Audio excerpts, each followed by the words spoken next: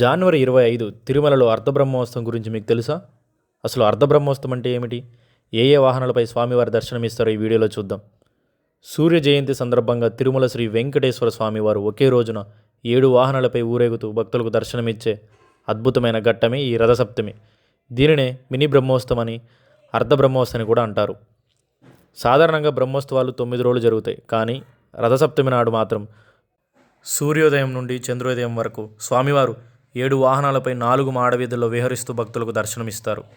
సూర్యప్రభ వాహనం morning 5:30 AM to 8 AM వరకు, చిన్నశేష వాహనం morning 9 AM to 10 AM, Garuda వాహనం 11 AM టు 12 PM, హనుమంత వాహనం ఆఫ్టర్నూన్ 1 PM టు 2 PM, చక్రస్నానం ఆఫ్టర్నూన్ 2 PM టు 3 PM, కల్పవృక్ష వాహనం 4 PM టు 5 PM, సర్ప భూపాల వాహనం evening 6 PM to 7 PM, Chandraprabha వాహనం నైట్ 8 PM టు 9 PM వరకు అయితే జరగనున్నాయి.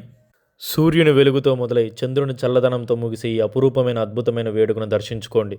ముందు జన్మలో పుణ్యం చేసుకుంటేనే ఈ దర్శన భాగ్యం కలుగుతుంది. ఈ ఇన్ఫర్మేషన్ మీ ఫ్రెండ్స్ అండ్ ఫ్యామిలీ మెంబర్కి షేర్ చేయండి. ఇలాంటి ఇన్ఫర్మేటివ్ వీడియోస్ కోసం ఇప్పుడే మన పేజ్ని ఫాలో చేయండి. Bye bye.